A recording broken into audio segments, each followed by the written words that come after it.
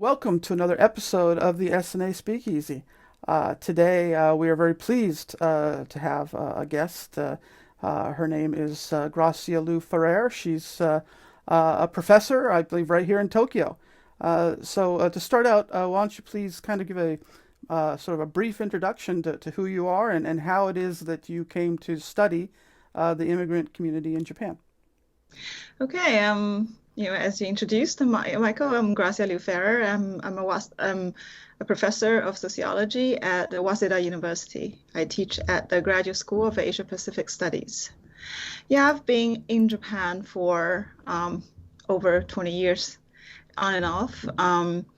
I started by studying Chinese migrants in Japan because I was Chinese citizen. So I was born and grew up in China, so naturally I had a lot of interest in Chinese migrants. And then starting from there, and I kind of expanded to other migrant groups. Yeah, I mean, Japan has not been known as an immigrant country, and a lot of people think it's an oxymoron, right? Immigrant Japan, but Japan has become an immigrant country. I think that's why I kind of want to. Just do this research and try to understand how immigrants like you and me chose to come to Japan, how we lived in Japan, how we find belongings and our life in Japan. Okay. Well, let's start off with just kind of an overview. I recently saw the newest figure is that 2.3% of Japan's population is now non-Japanese, which Hmm. is obviously the highest figure, I think, probably ever, at least in historical times. Um, so, but why don't you give us a profile? What does the immigrant or non-Japanese community in Japan look like? Um, Mostly Asian. So there are close to 3 million immigrants, including, of course, in this number included all foreign residents, long-term, mid-term, including students and technical interns, and also permanent residency and their dependents. Um, so there, I think over 85% of them. I think I need to check the number, but the majority of immigrants are Asian, mostly from the surrounding country. China is the number one sending country, and followed by Korea. But most of Koreans actually are so-called old timers. They came during colonial time, or their family,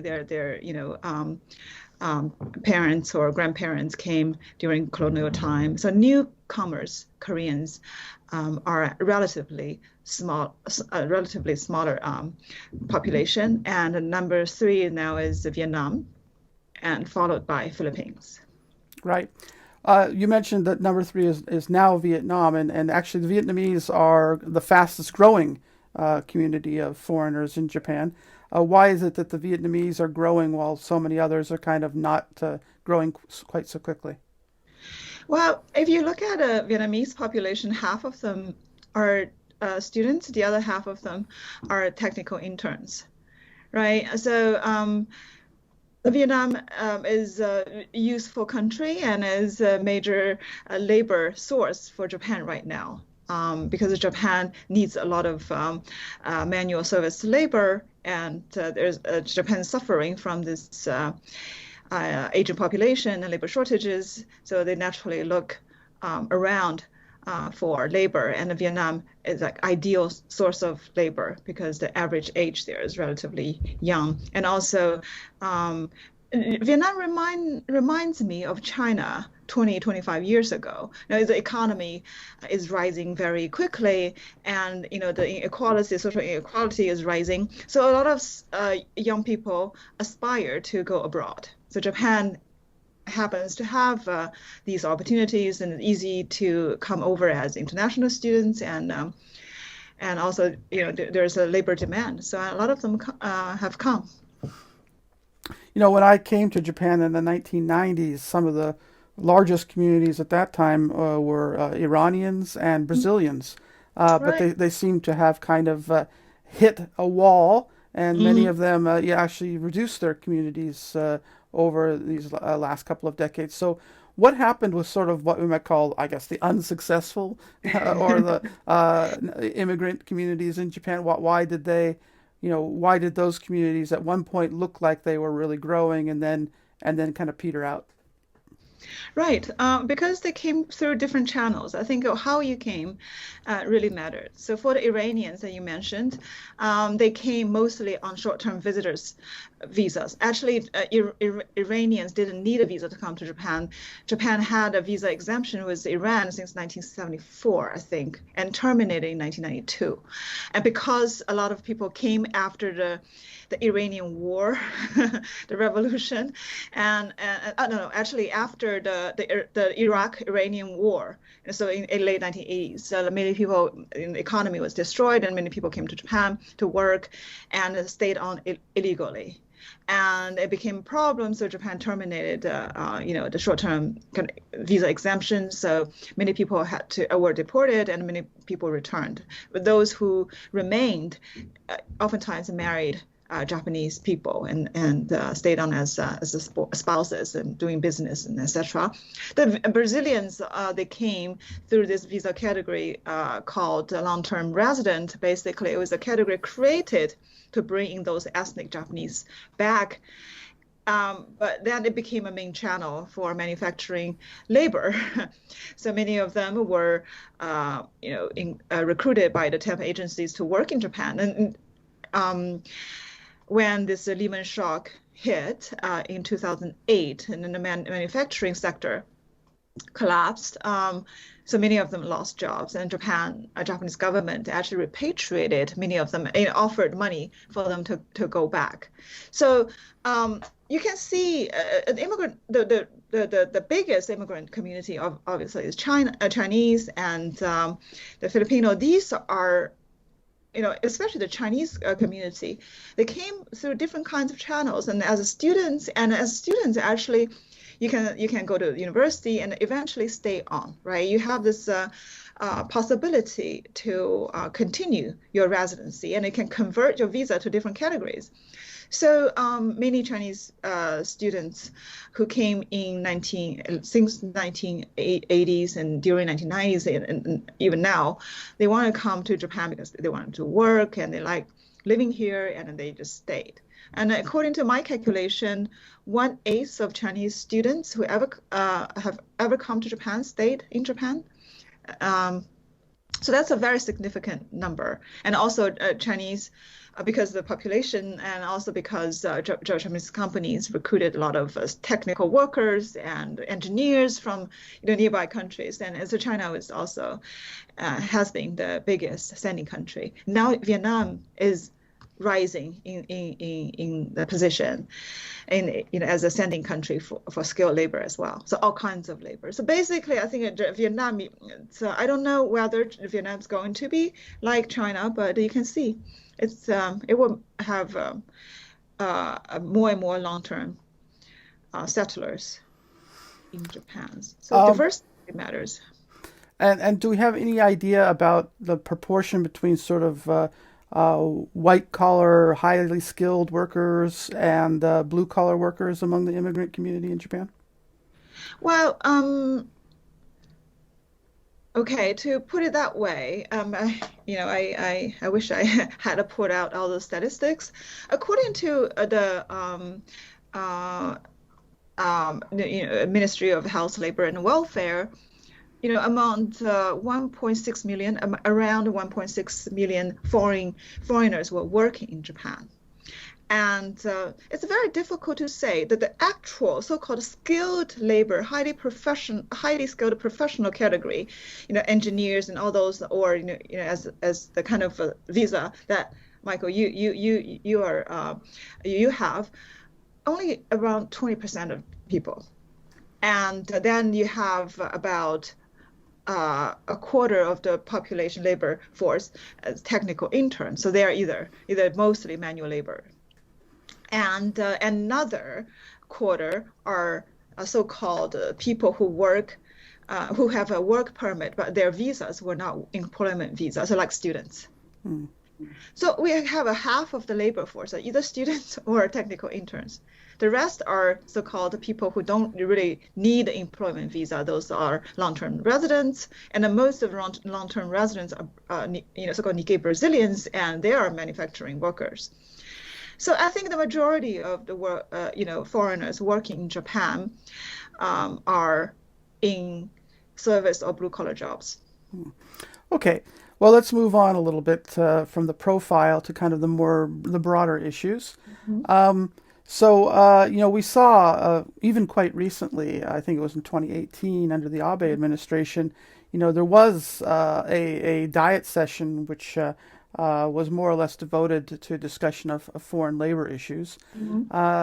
And yet, even at this very late date, it seems like the word immigration is something of a taboo word in Japanese politics. Do you agree with that assessment? And why would it be that with already well over 2% of the population being non-Japanese, can't Japanese talk about it?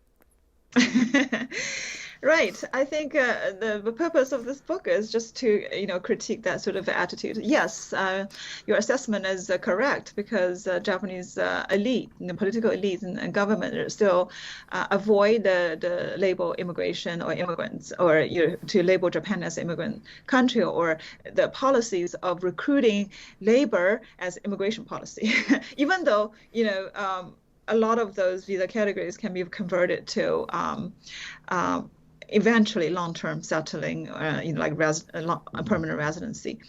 But the Japanese government just doesn't want to call it. I think it really, my theory is that Japan's national identity is very much hinged upon this ethno-national image, like a single race nation, as an island country, and so we have this sort of descendant from the sun god, kind of the myth, right? So very much is like a we Japanese culture, and this is not always so because Japan was an empire. You had a lot of Korean colonial subjects and from China as well. But then after the defeat of the war, they just took the nationality away from those colonial subjects, and then they tried to kind of redefine what Japan was. So in the process of embracing the defeat, they decided, Japan should be retrenched, should be shrunk into this core, ethnic Japanese a nation, and it was successful, and they create a whole myth, whole ideology around this myth, and it's very difficult to really to rid itself of this, and it becomes part of the identity, but the identity of the nation, identity of the people, and so I think the government still does not want to turn Japan into something else from this, idealized ethno-nationalist society. Now, I'm thinking also last year there were some real policy difficulties, and you see it over COVID policy, for example, Right. about the idea of, we're going to give aid to kokumin, kokumin Yeah. being translated as country people or citizens, something like this. Right, right. And so I remember that when, for example, the economic stimulus checks were talked Hmm. about last year, they said that it'll go to all of the kokumin, and it's not just the government, the media too seems to have a lot of difficulty Hmm. figuring out that there's more people in Japan than just the kokumin. Um, and there was actually a small debate briefly. There were some people on the right wing who actually, said, well, if we're going to give economic support to people and it's going to kokumin, well, foreign residents are not kokumin, and so they shouldn't get the checks. But the government apparently examined that policy, decided it wasn't too smart, and Hmm. they ended up giving the checks to everybody. But how is it that this terminology can evolve? Even it's written right into the Japanese language, where Hmm. they seem to have difficulty appreciating the fact that there's more people in Japan than the kokumin. Right. Well, now they call it Jumin or and I think Japan realizes that it needs to change, because you do have a lot of foreign nationals and living in Japan, and very very important. Japan also is very much needs more foreigners. And the immigration policy, actually, Japan's immigration policy is almost the reverse of most other advanced industrial societies. It has become more open, and because of its demographic crisis. So, I mean, and also the Japanese government definitely does not want a lot of criticism of how they treat people unfairly. And still, I think this matters to them. Um, so I think eventually, I think they made reasonably wise decision to give everybody, the stipend. It's hojokin, and also for all the businesses. So a lot of the immigrant businesses also received a lot of aids and yeah, loans. So I think, yeah, I mean, recently, actually, the Japanese government continuously imports labor, even though there's lockdown, a lot of people are in the border. They continuously import like technical interns from Vietnam. So before it shut the door in late January, it already like over 30,000 technical interns had come. So they realize the labor shortages, they need people, and they cannot afford, you know, losing all the channels of bringing people. So I think Japan is in much much more serious demographic crisis than a lot of people realize. Let's talk about that demographic crisis for a moment. As everybody knows, I think Japan is probably the oldest society in the world in terms of its demographic profile, and it's Right. becoming more so. Every year, we're looking at the population figures. About 500,000 Japanese disappear. Poof! The population is just Right. Right. amazingly disappearing at hundreds of thousands at a time. Hmm. Um, it would seem to many observers that the only real Japan has no choice but to open its doors basically to a Hmm. large immigrant community in the decades ahead. Do you agree that there's sort of an inevitability about this? And do you think that this is something that, given the mythology that you've already outlined, that Japan is prepared to cope with in a reasonable way? It's inevitable. I think it's already too late and too little. Um, because the demographic crisis is so severe. And we're talking about 28% of population older than 65, and it's getting, larger. And always tell people I talk to, I talk to different kinds of people, sometimes students, sometimes officials, don't entertain the idea somehow we can have a smaller population, idyllic, Japan, an island country with a small population. No, it's because population does not shrink proportionally. Right now you have like inverted pyramid. So what will happen is the entire island, the country is going to be old folks home with nobody taking care of you. And I was telling those young people, because a lot of Japanese young people don't realize what it means, right? The depopulation. I said, what it means is that by the time you start making money, you have to support another person. So half of your money goes to the other person because the other person is considered non-productive and needs your support. So do you would rather have one more person coming in to work with you to support one person, or you just want to work and then support a person? That's very simple, right? And I think people just don't realize population does not shrink, like slim down like this, right? It gets older and older. How about the second half of that question? I mean, okay, maybe many Japanese have been kind of avoiding looking at this issue, but I mean, at some point, presumably, they're going to see it. And what are they going to do then? I mean, there's many roads they can go down. They could they could try to create kind of like what maybe the Gulf states have done, to create kind of like a slave labor force essentially, but by other names? Or do you think they're going to realize that they need to create an immigrant society? I think they're on the verge of creating an immigrant society without, really naming it. They realize this kind of slave approach does not work for your international reputation, right? You don't want the State Department of the United States to put you on the human rights watch list, and and so Japan very much responds to that sort of external pressure. That's how they actually changed the programs for technical interns and starting from 2010, just because the human rights report came out, and they stopped the entertainer almost like cold turkey because they were talking about sex trafficking.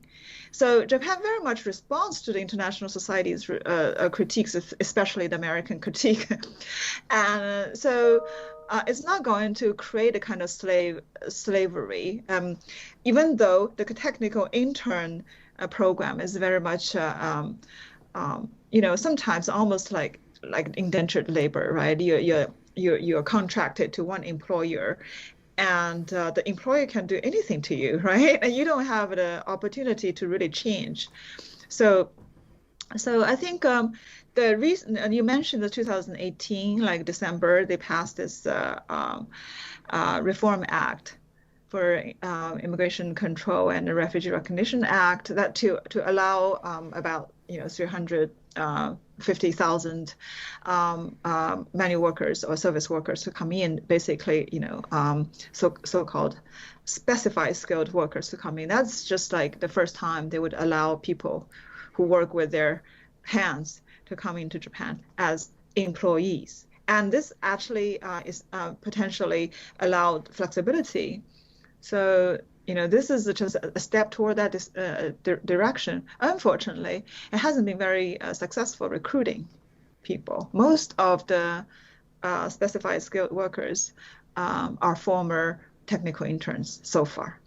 They're way below the mark. Well, as I understand it, one of the biggest problems is it has a 5-year limit, right? They're expecting people to come for 5 years and then hit the road, right? That seems to be their way of avoiding the immigration debate on that particular visa They category. want to avoid the immigration of so-called low-skilled labor. Somehow, if you don't have skills, you will bring trouble to the society. But during the 5 years, yes, it's like guest worker program. You can't even bring your family. You cannot. But after 5 years, if you pass your skill test examinations, then you can advance to the next level, SSW2, which is equivalent to the all other skilled worker visa, such as engineers, and so. So basically, it's a channel. It's a kind of a path toward long-term settlement. It just has this kind of prerequisite, this kind of conditions imposed on those labor. Okay. And on the other side of the scale, there's also the recent moves to try to create financial hubs in Mm. Tokyo, Osaka, maybe Fukuoka, in which the Japanese government seems to have this ambition that with the Hong Kong situation melting down, that Japan can pick up the slack and become the great financial hub. But a lot of observers kind of looking at this kind of skeptically, especially in relation to the legal frameworks and the taxation frameworks and all kinds of things. So I guess my first question is, do you think they have any idea what they're doing? I mean, are they really committed to making the sort of legal and policy changes that would be necessary for Japan to really be the financial center of East Asia? One thing, it's very easy to come to Japan. It's very easy to work in Japan. It's very easy to be employed in Japan. And Japan has the most organized, labor market recruitment process, and all in the world. So I think one way they are thinking is to through maybe direct recruiting. Japan has a lot of recruiting companies all over the world recruiting those people, and from Southeast Asia, from China, from even from like the UK. It's a quite a large network, and they also have a global human resource kind of recruitment teams in Singapore. So they really want these people, and they give them very good conditions. Like if you come here after a year, you will be eligible. And if you fit, you can get all the points, and you go above the points, you're eligible for permanent residency. So this is a so-called high-skilled professional visa. So this is, in terms of policy, in terms of, legal framework, I think it's very favorable for these people. But the question is, how comfortable are these people working in Japanese firms? You're talking about bringing these people into Japan, but Japanese firms are not ready to take these people. The Japanese organizations are very much, oriented toward domestic labor market, a very low horizontal mobility. You enter through the bottom and go up vertically, and basically a lot of people still work in the same firms. And that doesn't work for those highly skilled immigrants. They want their own portfolio. They want their own resume. They want their career to be kind of go like that through different organizations. I have my research also involves highly skilled professionals in Japanese firms. Many of them are quite frustrated. So I think to make it my story short, it's easier to enter than to make your career in Japan. And there are different kinds of course, tax and all that sort of things that might be an obstacles. But I think a lot of other issues, especially corporate culture and how careers are organized, is more of an issue for a lot of people. That's And very the interesting. fact that there isn't like a multicultural environment. You have to speak Japanese at a particular level in order to, survive in that kind of environment. So it's very high cultural hurdle. Well, it's very interesting because you seem to suggest that the main barriers to becoming an immigrant society might not be the governmental barriers, but the business and social barriers. How quickly or how much do you think that Japanese society itself or Japanese business community is willing to adapt to the needs of an influx of people from outside? Not very quickly. Maybe too slow to adapt. I mean, I think smaller firms, more creative kind of industries, much more flexible in terms of recruiting them, and also places like in high tech, they're quite quick in taking these people in because the way they work. And also, the recruiting firms and that sort of firms, I think it's easy entry points for foreigners. But a lot of those more kind of, especially manufacturers, the kind of monotsukuri, the makers, they are very slow to change because they have their own tradition. They have their way of doing. I mean, I admire a lot of the ways they do things. They're so perfectionist, so persnickety, but just does not fit. And also it's very hard for foreigners to imagine them having that kind of career from the bottom and going up. But financial institutions, there are a lot of financial institutions are transnational, but a lot of banks are still. I'm not sure what the Japanese government has in mind in terms of a financial institution. I mean, how many people would like to work for Mitsubishi Bank or, Mizuho? Those are very rigid, kind of very traditional organizations. So they're still very slow to change. And even though, you talk about using English, a lot of more outward looking transnational firms talking about using English as a working language, it's not there. Okay, well, we need to getting to the patron Q&A shortly, but my final question for almost any interview is there something that I should have asked you about Immigrant Japan, which I didn't ask you, that you think needs to be commented on here in the public part of the presentation? It's a question actually I have for you because as in both of us are immigrants, do you feel like an immigrant in Japan? And do you think Japan is an immigrant society? Um, Honestly, I myself, I mean, I'm talking about idiosyncratically for myself. I Right. feel like, it doesn't really matter where I am. I'm a global citizen. I could be anywhere. Mentally, I don't feel part of any particular nation, no matter what my passport says. I'm just a human being on this planet fighting for what I think are human interests. Right. So maybe that's just my idiosyncratic way of thinking. Um, do I think Japan is an immigrant society? I think that in reality it's moving that direction, but it's in total denial. I think we feel the same way. I think you represent a type of the people that I kind of interviewed because actually there's a chapter in my book talking about belonging. And a lot of people just, I think a lot of Westerners and a lot of people who have a different kind of cultural skills, they think they themselves are their own paradise. But I think it's a very important question how immigrants can find belonging in a country that in most circumstances do not even think they're part of them.